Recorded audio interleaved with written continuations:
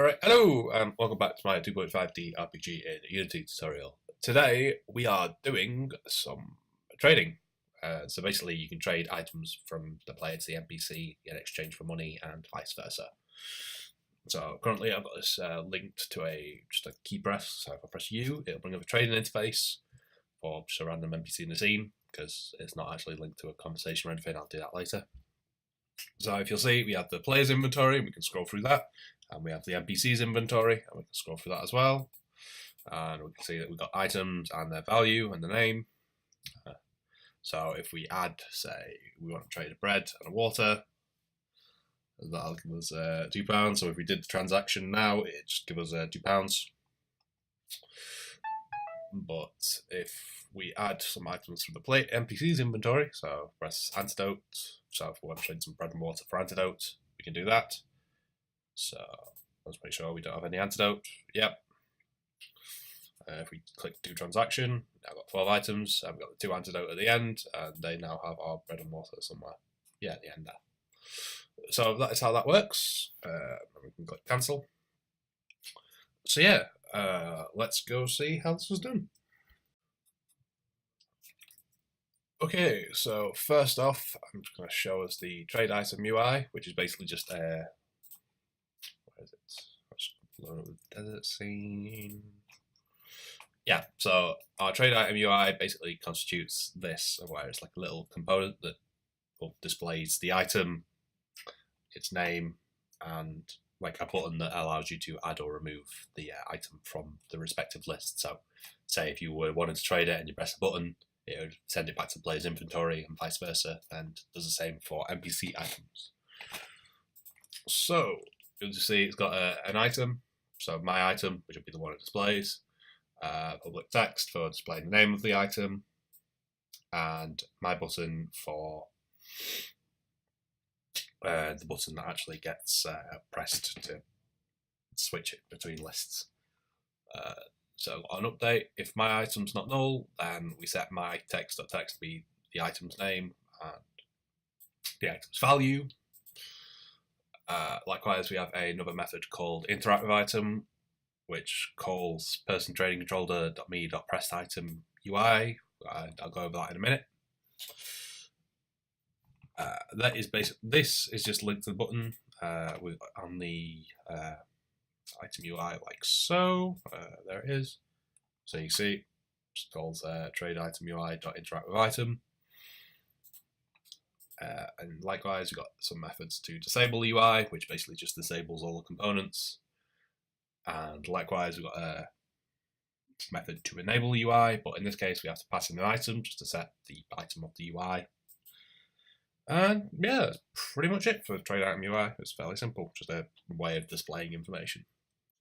Okay, so next up, we've got some changes to the new player GUI, which we made quite a few episodes ago now, actually. These changes have been made basically just to ensure that it doesn't conflict with the trading UI, because they're a bit different. Like the new player GUI does need the buttons at the bottom, but the trading UI doesn't. So what I've got here is a new object called button parent, which stores the global UI container. If you look at the scripts, if I can find it, is it on there? Yeah.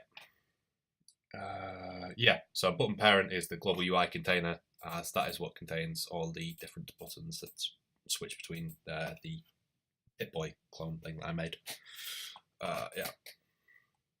Next up on set display, if the person trading controller trading parent active in hierarchy, which basically just refers to this game object here. So if this is active, then we know that the trading UI is already open in the scene. So if that is open, then we just return saying, all right, we don't want to display the player GUI because we're doing something at the moment. I'm just going to zoom in before people complain at me. Yeah, that's good enough. And again, we also have a new bit saying if it isn't open, then we have to set the button parent to active as well, because previously that was just always active, and when we disabled and enabled the UI container child, that would just get enabled and disabled as well. So yeah. What else? Also at the end of refresh UI, we just add button parent.set active true. And that's about it for changes to the new player GUI. Okay, so just check next up, we've got a money control script which has been added to the player and all NPCs. It basically just stores the money value for now. I still have to implement a way to like serialize the money and add money and subtract money. So that'll come next episode in a little cleanup episode I'm going to do, because we need there's a load of bugs we need to fix and whatnot. So that shall be done. And now we'll get on to the actual trading controller, which is the meat of the episode. First off, we've got a singleton for the person trading controller, so it just sets the single instance of the trading controller to use. We've got the trading parent, which like I said, is just this game object here, which stores the basically all the UI components for trading is our child objects of this object, so we can disable the entire UI just by disabling and enabling this object. Yeah, and this the person trading controller is just on the player game object. Next up, we have a container for the person we are trading with. So basically, when we assign the NPC we want to trade with, we just get the container and use that. Likewise, we have money controllers for both the player and the NPC. And we have two lists of items here. One is items that have been transferred from the player to the NPC. And one is items transferred from the NPC to the player. We need two lists because it's important to have the distinction so we can work out the total value of the transaction easily. Okay, next up we have 4 integers. So we've got the player inventory count, the player trade count, the NPC inventory count, and the NPC trade count. What these integers do is they are like, they mark the starting index for displaying items in the controller. So they mark the starting index for displaying items. So basically, if we had, say, 100 items in the player's inventory, and we had a player in count of 10, we'd start at index 10 and then display the next X amount of their items, depending on what the or how many UIs we had to use. So that's basically how it works. It's like a marker for where we should start displaying the inventory items from, because we can't display all of them on screen at once. And likewise, these do it for the player trading. They do it for the items transferred from player to the NPC, the NPC container, and the items transferred from the NPC to the player. Next up, we have a list of the new trade item UI that we did. These are basically just these rows of items here. So yeah, there's just lists of the different UIs that we need, sorted by what they'll actually be displaying. Then we have a load of texts. So remember, you have to import unityengine.ui. And first off, we've got transaction value, displays the transaction value. We got page number displays. What do these do? They do something. I've completely blanked, but I'll see it in a minute, so I'll tell you. We've got a display for the player's money, display for the NPC's money. Next up, we have 4 more text here called page 1, page 2, page 3, page 4. These basically display the index that we're currently starting from, a slash, and then the total number of items in the respective list. So it sort of tells you where you are and how many more items there are in the list. Sorry, I only woke up like 3/4 of an hour ago. I'm quite tired. Right, let's go. Alright, so on awake, we just set a singleton. So if me is null, me is this, otherwise we destroy it. And on start, we just set these new lists to be new. And on update, we've got our sort of just testing thing. So if we press U, we'll call start transaction with just a random NPC that we can find in the scene.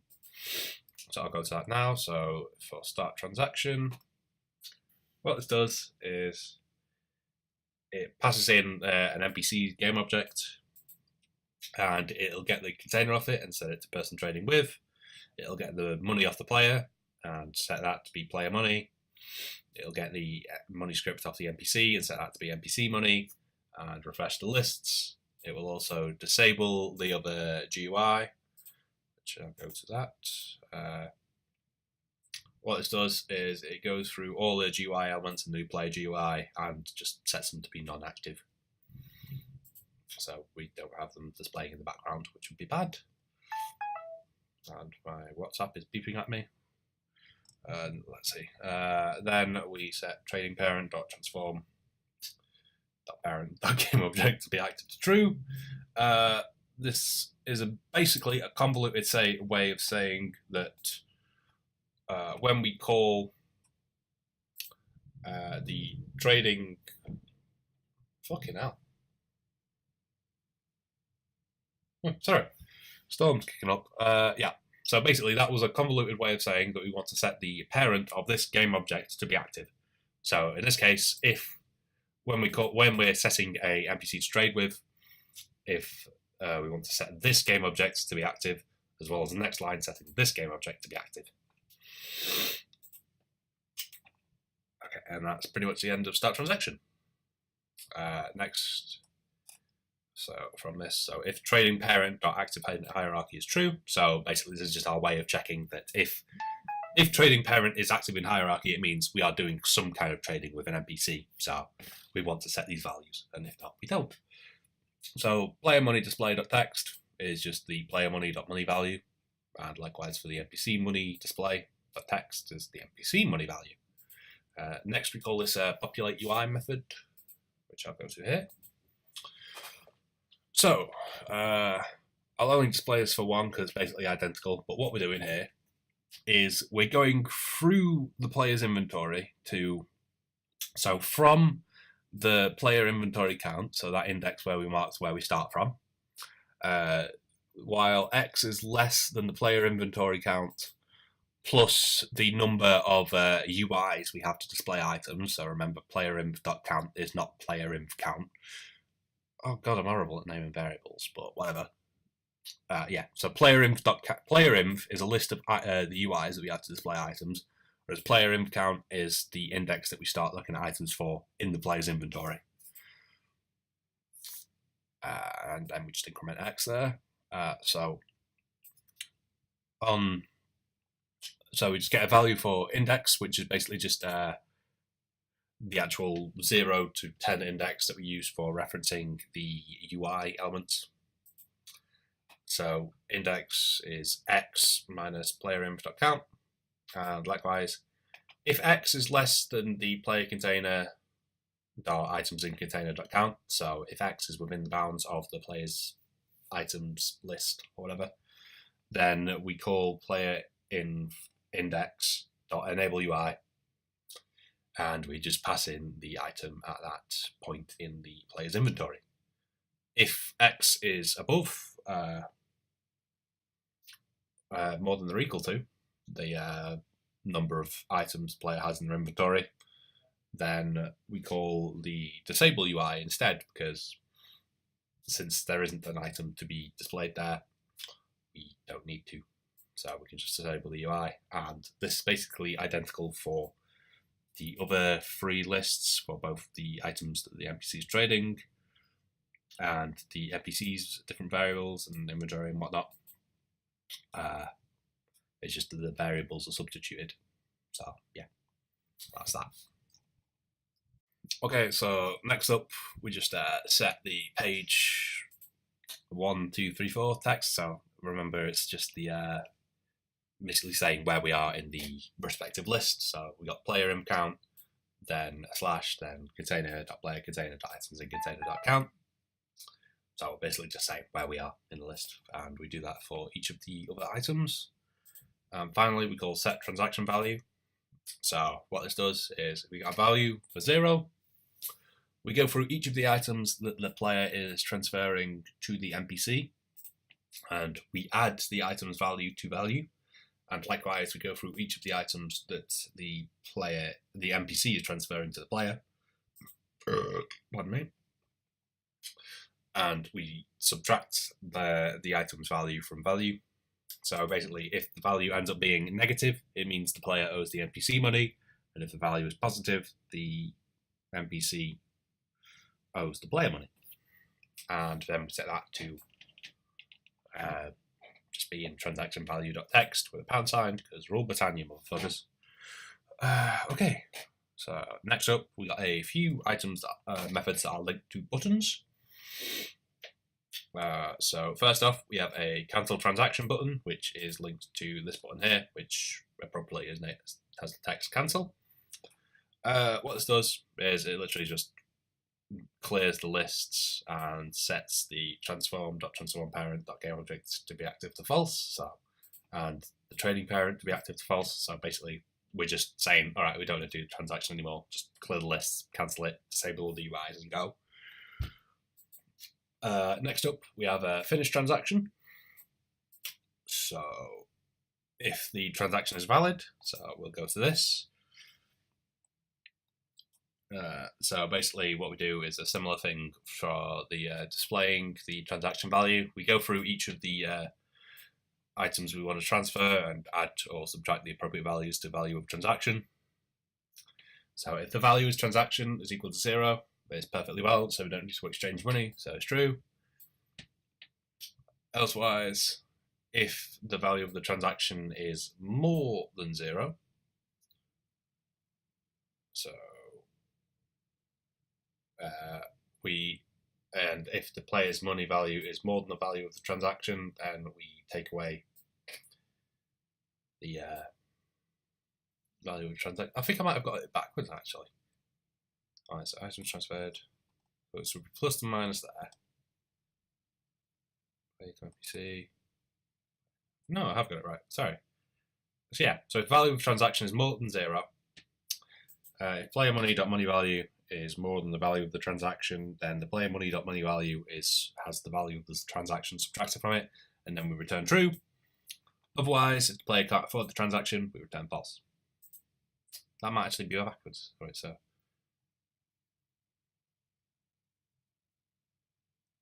yeah, sorry, I've got that backwards. What am I doing? Alright, so if the value of the transaction is less than 0, we add the minus value to it, to the player's money, because that is where the player will be. No, sorry, I'm being a fucking dumbass. Right, sorry, I got confused. Yeah, and likewise, if NPC.money value is more than mathf.abs, because remember, if the value is negative, we just call mathf.abs to turn it into a positive number. So if the NPC has more money than the value of the transaction, so we can complete the transaction, we add the value of the transaction to the NPC's money value. Remember, by adding the value of the transaction, by adding a negative number to a positive number, it's basically the same as just adding a number, adding two positive numbers. And I've just realised that we don't actually have the what was it? We aren't actually exchanging money, which is taking it away. Okay, so minus equals value of transaction. So plus minus, yeah. So adding a negative number to a positive number is basically the same as subtracting, I think. You can tell I didn't do much maths in school, but yeah. Okay.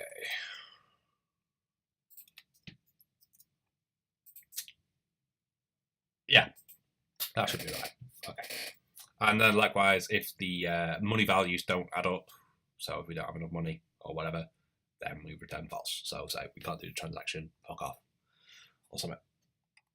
And next up, if the transaction is true, so it's valid, we transfer the items. And what this does is it goes through each of the items in items transferred from NPC to player and adds them to the player container, and then sets the item's parent to be the player game object. And likewise goes through all the items to be transferred from the player to the NPC and adds them to the player's NPC's inventory.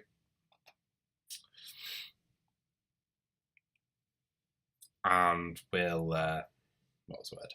Then we'll set the item to be the NPC's item. Sorry, we set the item's parent to be the NPC, and then we just clear all the lists, and the jobs are good.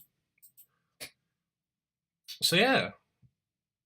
Oh, and we've also got index values. So basically, we've also got like little buttons here and here, which will increment and decrement the starting index value. So I'll just show you the players one. So for PLInf._increase index, we'll basically increase the player inf count while it's less than the length of the player's inventory list. And if it's not less than the inventory list, then we just set it to be whatever the inventory length is minus the number of UIs we actually have to display. That's good.